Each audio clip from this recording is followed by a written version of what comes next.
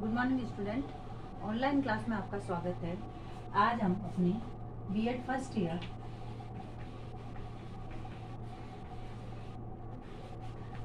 अधिगम और शिक्षण में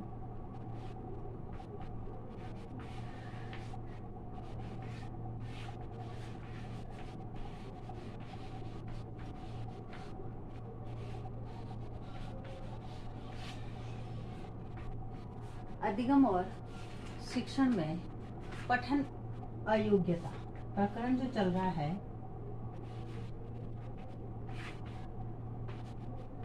पठन अयोग्यता, इसमें कल हमने पूर्व प्राथमिक स्तर पर जो बालक हैं उनमें पठन योग्यता से संबंधित जो लक्षण और पहचान है उसका अध्ययन किया था। आज हम करेंगे प्राथमिक स्तर पर लक्षण है पहचान।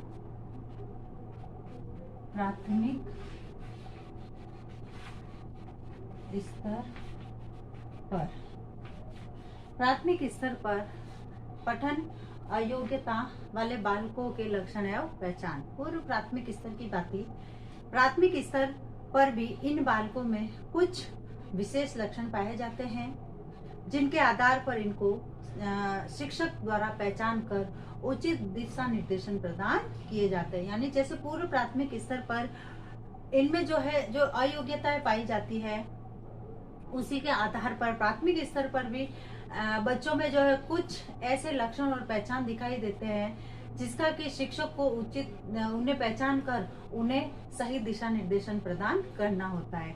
इसमें सबसे पहला जो लक्षण होता है वह धीमी गति से पढ़ना। धीमी गति से पढ़ना।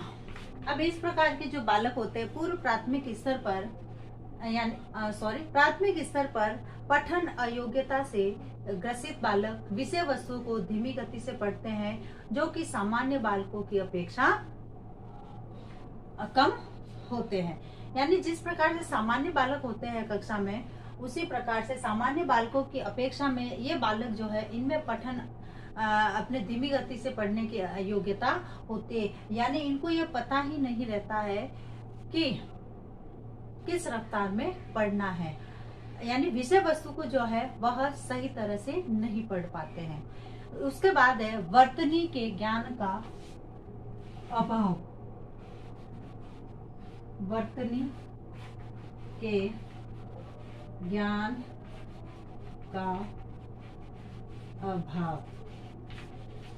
अब दूसरी जो अयोग्यता है, इस प्रकार के बालकों में वर्तनी के ज्ञान का अभाव पाया जाता है। इस प्रकार के बालक स्वरों के उच्चारण तथा मात्राओं के उच्चारण में स्पष्टता का प्रदर्शन नहीं कर पाते हैं। यानी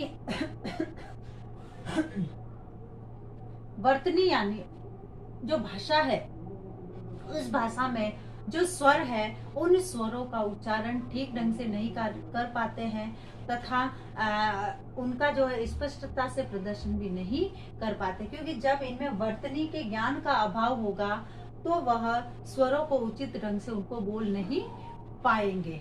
फिर है वर्णमाला का क्रम सीखने में।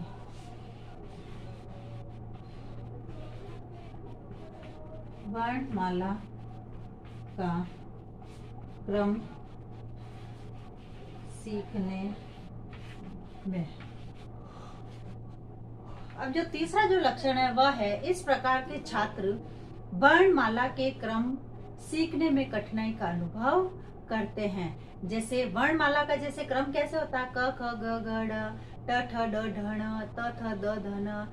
इस प्रकार से जो है आदि के में कौन कौन से अक्षरों का समावेश होता है तथा स्वरों और व्यंजनों के साथ किस प्रकार उनको मिश्रित करके या मिलाकर उनको पढ़ा जाए।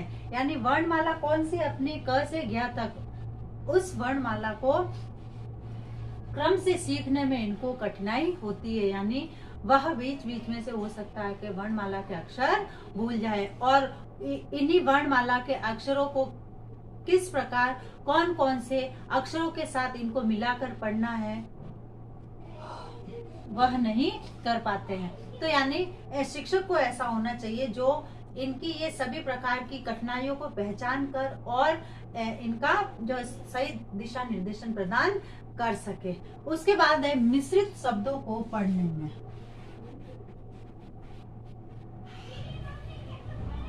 मिश्रित शब्दों को पढ़ने में।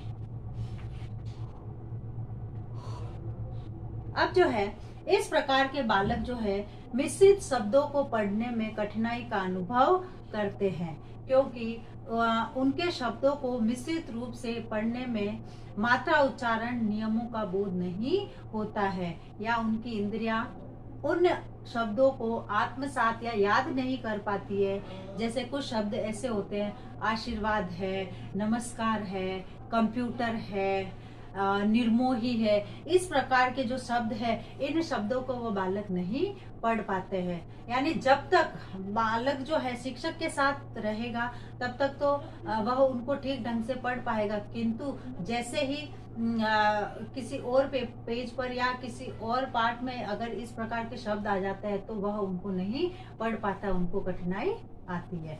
फिर अर्थ के अनुसार पठन का अभाव। अर्थ के अनुसार पठन का अभाव। अब जो है अर्थ के अनुसार उतार चढ़ाव की स्थिति तथा पठन का अभाव इस प्रकार के बालकों में पाया जाता है। जब बालक किसी ऐसे शब्द का अर्थ ही समझ पाते हैं तो उसके अनुसार उतार चढ़ाव की संभावना भी उनमें नहीं होती है। जैसे करुण रस को गद्य को वीर रस से पढ़ना और वीर रस को गद्य को नीरस से पढ़ना। यानी अर्थ के अनुसार जैसे करुण रस है तो करुण रस को वह किसके आधार पर पढ़ रहा है? वीर रस के आधार पर। और वीर रस जो है, जैसे कोई कविता होती है वीर रस वाली, उसको वो पढ़ रहा है नीरसता से, एकदम शिथिल होकर, इस प्रकार से। यानी जिस प्रकार से अर्थ होता है वह अर्थ के अनुसार पठन का अभाव उनमें रहता है। यानी जिस प्रकार की जैसी स्थिति होती है पाठ में जैसे वीरता वाली है तो वह उसी प्रकार से उनमें जो हाव भाव के साथ उसको नहीं पढ़ पाते हैं।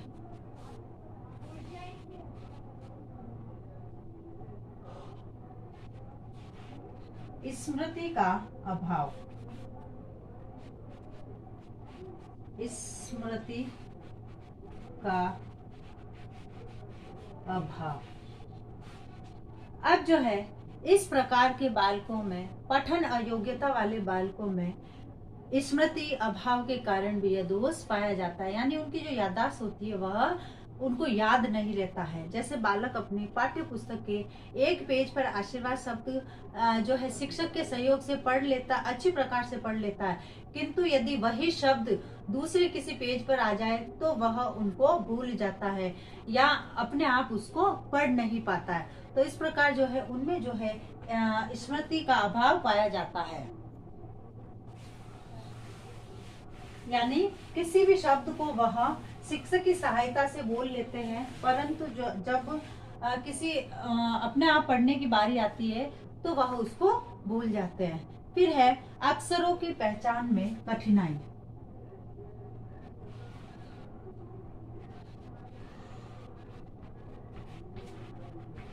की पहचान में कठिनाई। अक्षरों की पहचान में कठिनाई। अब जो इस प्रकार के जो बालक होते हैं वह अक्षरों की पहचान करने में भी इनको कठिनाई आती है, जिससे ये उनका उच्चारण भी त्रुटिपूर्ण और ठीक ढंग से नहीं कर पाते हैं। जैसे व और ब में अंतर, स या श में इन अक्षरों की पहचान, इस प्रकार के कई ऐसे अक्षर हैं जिनकी यह पहचान नहीं कर पाते हैं, और जो है जब पहचान नहीं होगी तो उसका उच्चारण भी ठीक ढंग से नहीं कर पाएंगे। फिर है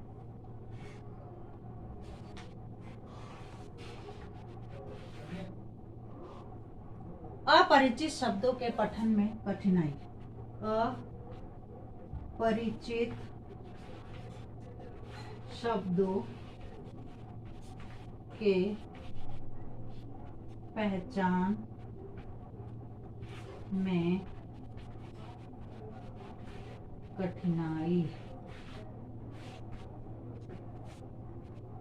कठिनाई। जैसे इस प्रकार के छात्र अपरिचित शब्दों के पठन में कठिनाई का अनुभव करते हैं। अतः जैसे कमल शब्द है, कमल शब्द को छात्र जो है शिक्षक की सहायता से अपने या फिर अपने अधिगम क्रिया के आधार पर तो पढ़ लेता है, किंतु जैसे कोई नवीन शब्द आता है, जैसे जग है,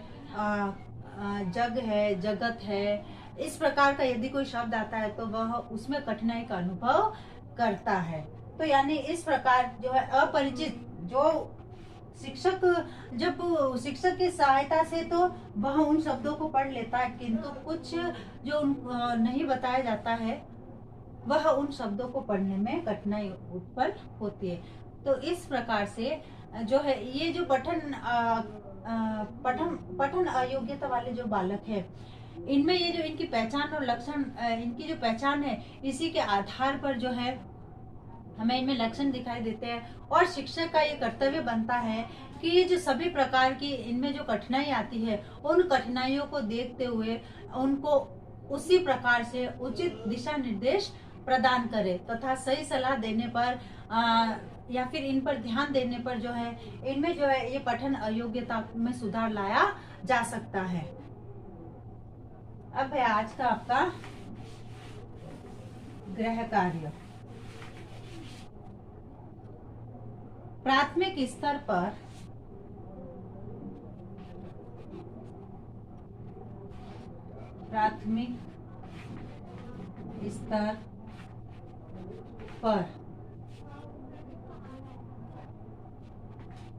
पठन अयोग्यता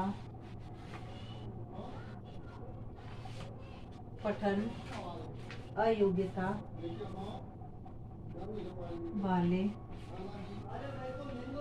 बालकों की पहचान एवं लक्षण बताइए। अब एक विशेष बात, जैसे कि हम सभी जानते हैं कि वर्तमान में कोरोना जैसी महामारी भयंकर रूप से फैल रही है, तथा इससे बचाव हेतु हमें उपाय करने, हाथों को सैनिटाइज करना, मुंह पर मास्क लगाना, सोशल डिस्टेंस का ध्यान रखना, 2 गज दूरी, मास्क है जरूरी। Be stand, be strong. स्वस्थ रहे, सुरक्षित रहे। धन्यवाद।